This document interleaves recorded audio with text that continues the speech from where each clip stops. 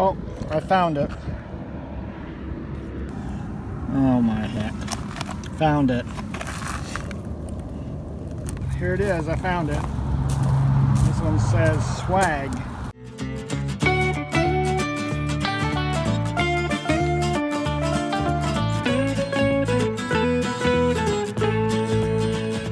Welcome to Tigner Adventures. If you are one of our subscribers, welcome back. If you have not subscribed yet, please consider subscribing to our channel.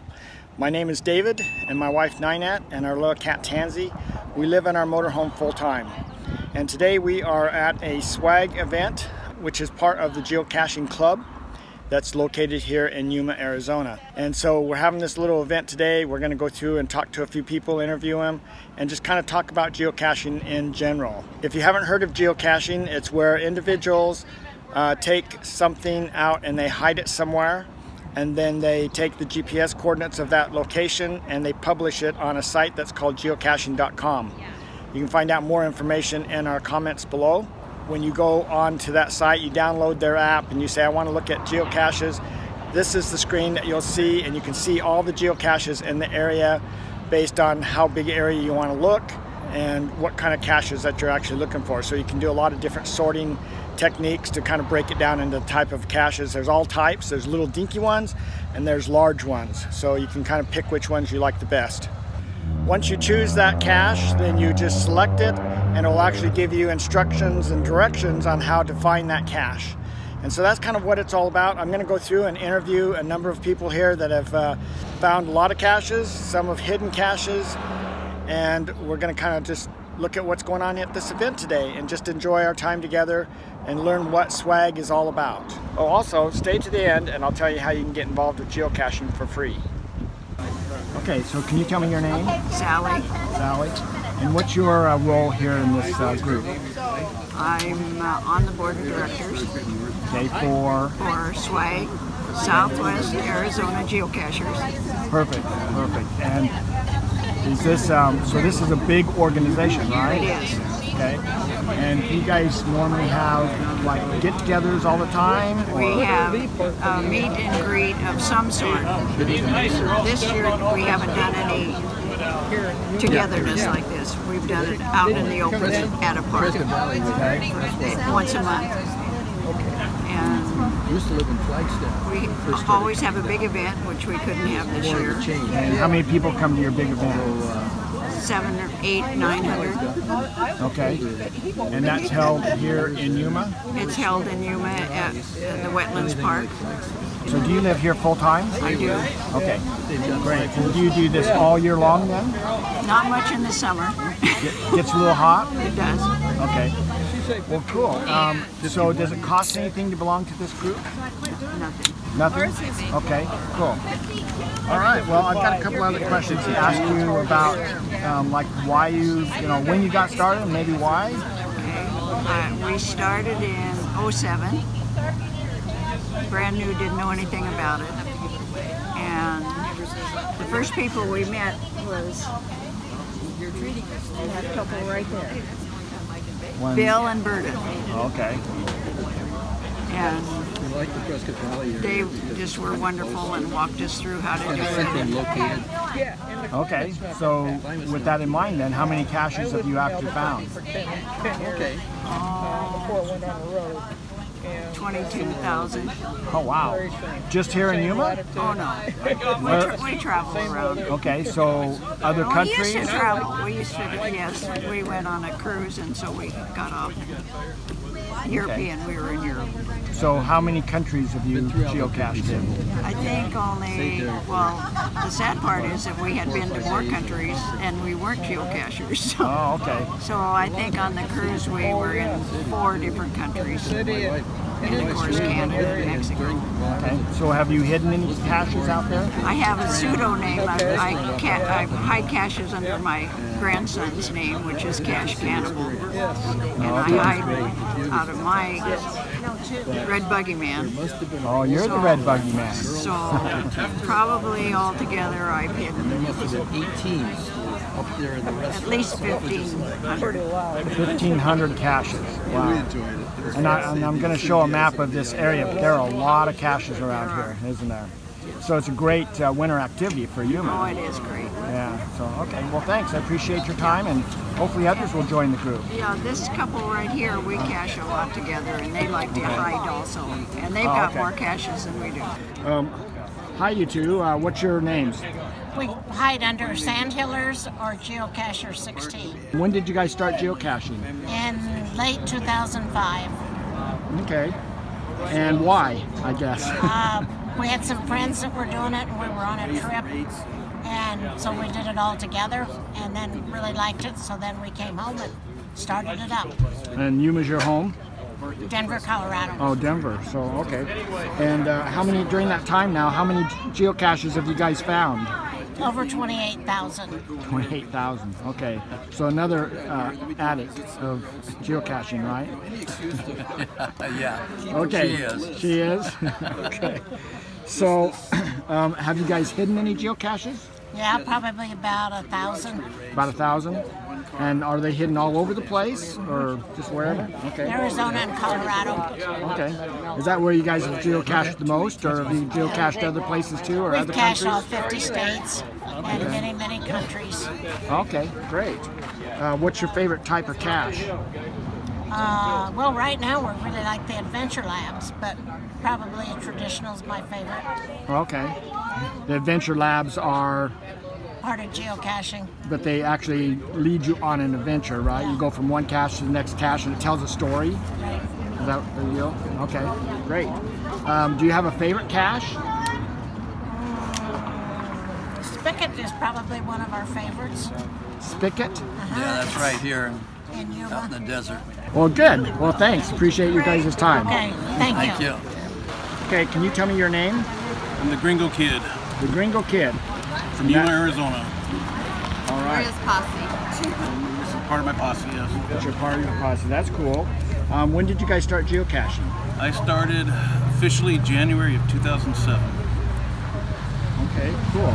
And why? Oh, I'd been reading about it, and finally was able to get my hands on a GPS, and tried it out, and I was hooked. That's pretty cool. So how many finds have you had? As of today, 4,829. Wow, that's a few. Does it seem like that many? Actually, it doesn't. Cool. Have you guys hidden any caches? I've hidden a half dozen or so. All right. So out of all the caches that you've been finding, what type of caches are your favorite? I enjoy the puzzle caches and caches that get us out in the backcountry. Okay. We forgot to ask you when we were interviewing you about, have you found caches in any other countries, or how far away have you actually cached? All right, so yes, I found caches in other countries, Mexico being the obvious closest, but I've cached in Italy, France, England, and Scotland. So this isn't just a Yuma sport, this is all over the world. Yes. All right, thanks. My geocaching name or my real name? Your geocaching name's fine. Ski Bum1 Ski Bum1, down in Yuma. from Aspen, Colorado. Oh, I see, okay, cool. All right, Ski Bum1 from Aspen, Colorado. That's where you started, huh? Now that's where I'm originally from. Okay. When did you start geocaching? When did we start geocaching? Down here? No, you No, it was. I started way back in Illinois at an FMCA rally. She doesn't want to be on film, but then she's got all the answers. Yeah, she's the brain trust. So why did you guys start geocaching? You said the FMCA rally? It was an FMCA family motor coach rally that we were at in Illinois. Okay. Well, so back over that time frame, how many geocaches have you guys found? About 20,000 or something like So you're that. about 20,000, and you were saying something to me before in other countries too, right? That's what this shirt says, see? Geocached in All all states. states. So you've done geocaching in all states, and how many countries? 41. 41 countries. Yeah. So we'd probably call you hardcore. I suppose that would be a hardcore. Well, thinking back on all those, how many of those have you hidden yourself? Several hundred. Several hundred. And you one of your things, it seems like you always get a lot of first to finds. Yeah. So what is a first to find? What does that mean? It means that after the geocache is published, you're the first one to get there and sign it. Okay, cool. So what's your favorite caches? Cache types? Or do you care? You just, as long as you can be... Oh, just that. I like anything. So as long as you can be first to find, it don't matter. That's true. That's true. Okay, cool. As long as I can beat Tom. As long as you beat Tom. Well, we'll give him a word here in a minute, so let's see what he says. So, appreciate your time. You're welcome. Can you tell me your names? Annabelle? Tom. Tom, okay. So, why did you guys start geocaching? Well, the first year that we came down here to Yuma, which was 2004, the guys in the RV park were talking about that geocache across the road behind us. Now I went over there and I had no clue what they were talking about. Came back and asked them what it was, and they showed me how to get it on the phone and look it up. And so I went over there and it was up in a tree. Oh, really? And you had to untie the rope and lower it down. And it was at the Game and Fish office over there.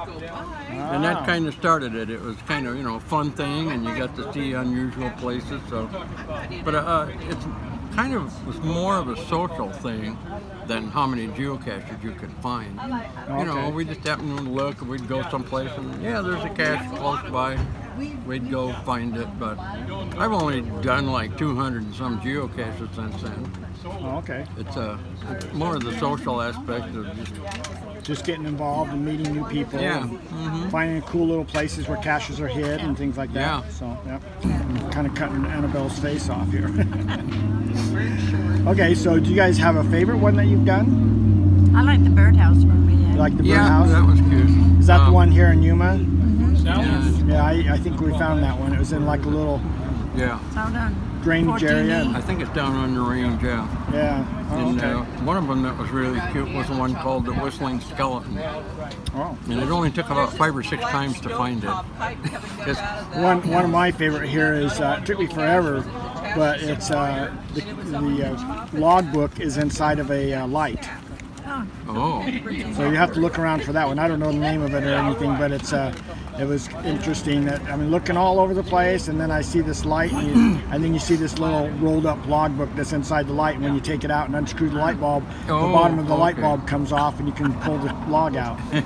That's definitely creativity, right? There's some real clever ones. Yeah, for sure. So, well, do you guys have a favorite type of cache that you like to look for? Do you like the little nanos, or? No, not particularly. I kind of like the larger ones and the ammo cans, and with the ammo cans you can leave things and take things, and there's a few travel bug hotels around here where you can drop off travel bugs and things. Is it Judy's? All right. Well, thanks. Appreciate your time. What's your name? Norman Kane. Norman? Norman, when did you start geocaching? 2002. 2002. And why?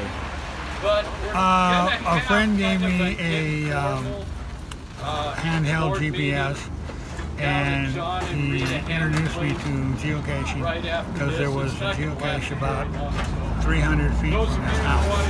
Oh. And we got hooked. Cool. And if I hear right, you also hooked your sister.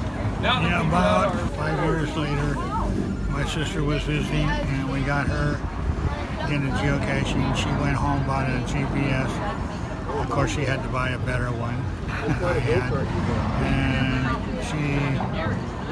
we raced to 8,000. We had a 5-year gain on her. We got to 8,000 about a month before she got to 8,000. And she's now over 10, 12. I know she's in the double digits. So have you hidden any caches? I have 7 in this area and 1 in Minnesota. Okay, and one of them, I understand, because your sister gave me the coordinates, is what they call a night cache. Yes. So what's a night cache? A night cache is just that. It's a cache that's set out, and you have to follow, in this case, reflecting arrows through a park and it takes you on a trip, and you end up at a cache. And you have to follow the starting point, then you have to follow little arrows all the way around, and then you find the cache. So what's the name of that cache?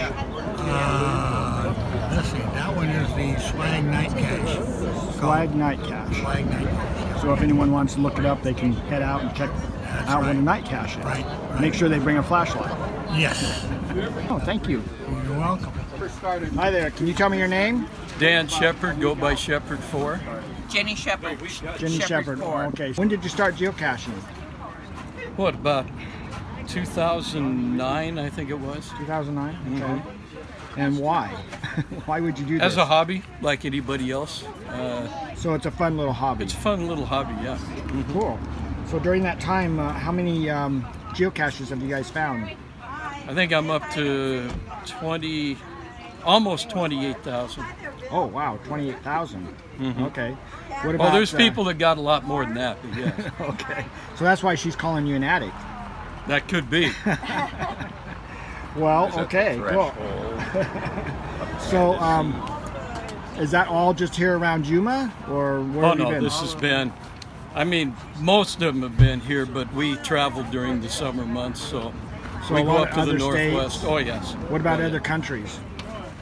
Well, other than my wife found one in England, that was about, and I've gotten a few in Canada and Mexico. Oh, okay. So during your time that you've been doing this, have you hidden any geocaches? Oh yeah, I think I've got about 35, I think, something like that. 35? Say hi to Around Yuma? Yeah. Oh, okay, cool. Hey, Dan. So what's your favorite geocache type He's interviewing. What's my favorite type? of geocache? Well, I know it's not pill bottles, so I guess it would be probably ammo cans. So the bigger ones, or more yes. medium size, not Yes. not the little micros or nanos. No. Well, I mean, if you're looking for a real challenge, the nanos are. as long as they give me a hint. Oh, okay. Yeah. Okay, cool. Do you have a favorite cache that you found? Best geocache we ever found was up in Chehalis, Washington, and the geocacher is named Goblin Dust, and he took. He planted his cache in an outhouse at the nursery, and there's nothing in it, but when you had to use a credit card to open the door, to get into the door, and inside there's cameras and all sorts of buttons you have to push or push down on. In order, you had to watch 2 videos in order to be able to know how to unlock the toilet seat. And when you unlocked the toilet seat, the book was down in the toilet that you had to sign. The logbook. The logbook. Yeah. Oh wow. So it was good. But people couldn't understand why they had to use a credit card to get into the outhouse. And said, that's not the outhouse. All right. So that was your favorite cache. Appreciate it. Thanks. Thank you. Hi, what's your name? Sherri Diarman. Sherri, thanks for talking to me today. Yeah, we started geocaching about 8 years ago with our Escapee Camping Club. Oh, okay. And then we've been starting to come to Yuma, and then with Dan and Jenny, our friends, they belong to S.w.a.g, and you know, he's the president now this year. So, and my husband, he's not here. He got a stroke 3 years ago. Oh. So we've kind of slowed down our geocaching for the last 3 years. Oh wow. Well, so how many geocaches have you had over your time? We had just gotten our 9,000, and then he had a stroke about a month later, and now I think I've got 270 in the last 3 years, so it's been slow going. Very slow now, okay. And is he doing okay now, or? Yeah, he is. It's too hot today to have him come over here. He rides on a scooter, and we usually he's been here at all the different meetings this last winter, right? I mean, he's been with you each time. And, yes. Okay, cool. What is your favorite type of caches that you guys used to go find mostly? Just interesting ones that aren't the bullet ones, or just the little canister ones, ones that we can find, but So you like more traditional sizes, a little bit bigger, but not the real nanos. That you can, I like nanos too, the little ones at the end of the little finger, but the ones that you can exchange travel bugs and. Okay. But Okay, that type of thing. That makes it kind of fun, huh? Yeah. Cool.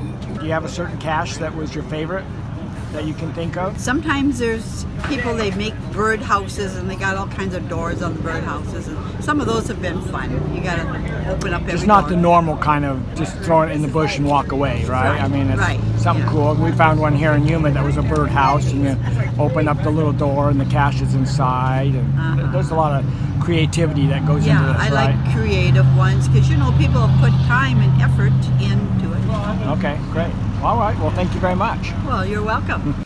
Well, that was fun, and we got to talk to a number of different people, so I want to thank everybody with the s.w.a.g group that actually commented on the video for participating. It was a lot of fun interviewing the different people. Geocaching to us is really fun. We've been geocaching for a lot of years now. We've only found about 300 caches. We don't do it full-time all the time, but it's something that we started with our children. They would go out with us to find them. They had a lot of fun, and the traditional type caches that are a little bit bigger than the pill bottle size and things like that have little trinkets in them. And so kind of what the rule is that you leave a trinket and you take a trinket. So we would get a baggie of little whatevers, you know, trinket type things, and we'd carry that around with us, and then when we found a cache, the kids got to pick out something they liked, and then we'd throw in something out of our bag to kind of replenish it.